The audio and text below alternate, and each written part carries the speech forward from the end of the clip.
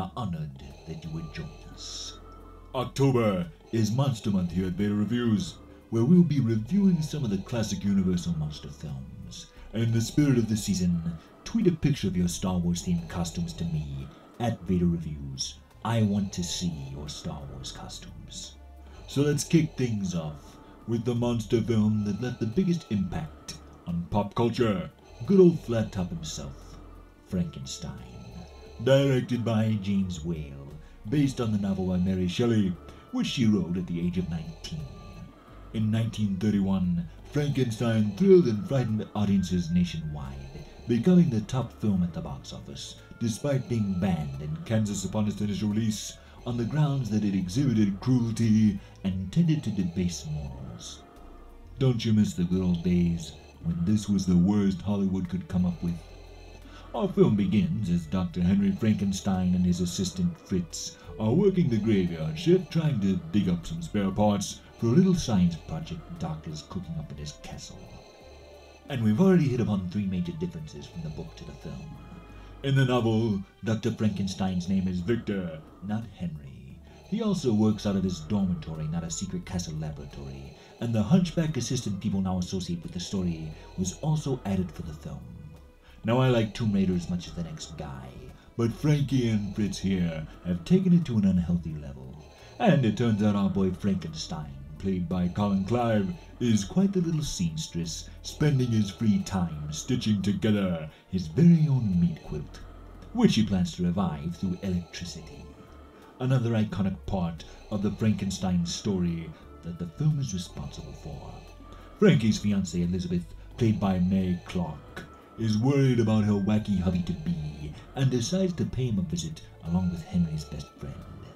Now the lack of film score can leave this movie feeling a bit dead at times, but during a wild thunderstorm, Frankie decides to liven things up a bit, and here's where we get to the real meat of the picture, with one of the most quoted lines of dialogue in cinema history, those two iconic words, "It's alive."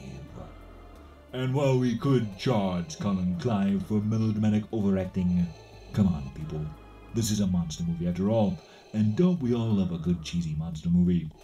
The feeling is electric as the monster rises for the first time. Actors John Carradine and Bela Lugosi both turned down the part of the monster as the role fell to 44-year-old Boris Karloff, who I'll always think of as the voice of the Grinch, the real one. Not the wacky Jim Carrey version, or the upcoming insult that looks like it's full of unused Despicable Me gags. Tragically, Karloff was so overlooked by Universal Studios, they didn't even invite him to the December 6th premiere of the film in which he starred. His creature makeup was designed by Jack P. Pierce and took 4 hours to apply. Karloff also removed his partial bridge work to give his cheeks a sunken look. After the monster escapes, he happens on a small girl named Maria, played by 7-year-old child actress Marilyn Harris.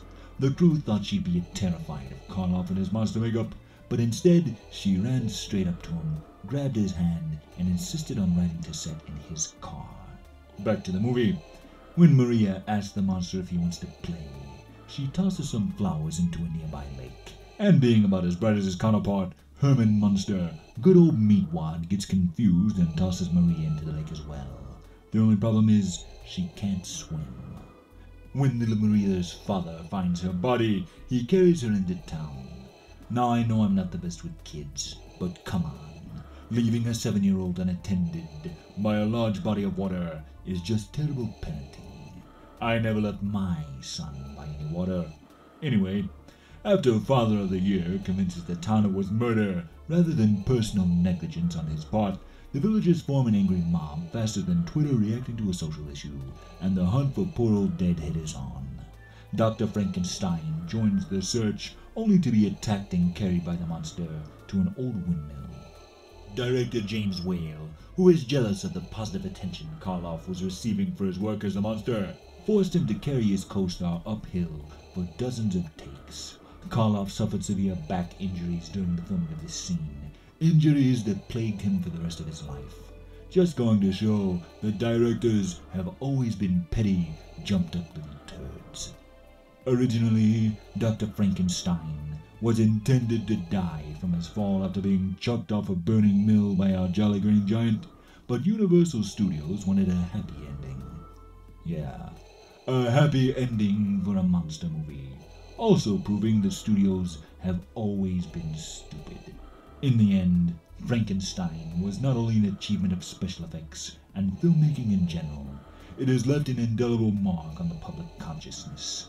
The iconography of the film is so strong that to this very day, 87 years after its initial release, it is still the definitive version of Frankenstein most people think of. This film has inspired everything from The Incredible Hulk to the rise of Darth Vader seen in Revenge of the Sith. Universal's monster films have paved the way for all modern special effects films, even pioneering the very first shared cinematic universe with the Universal monster films of the early 1930s and 40s. So for its groundbreaking visual effects work, cultural significance, stellar performance by Boris Karloff as the tragic monster, the themes of the danger in playing God, and the classic monster movie charm, I give Frankenstein 4 out of 5 Death Stars. The force is strong with this one.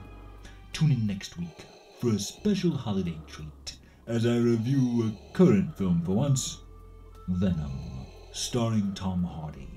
Will it be a monstrous good time, or will I give it a venomous review? Find out next week. This has been Vader Reviews. Be sure to like, comment, subscribe, and hit that bell for notifications, and follow me on Twitter @Vader Reviews. Join the Empire today. You do not yet realize your importance. Share these videos, and together we will rule the internet. And always remember, you don't know the power of the dark side.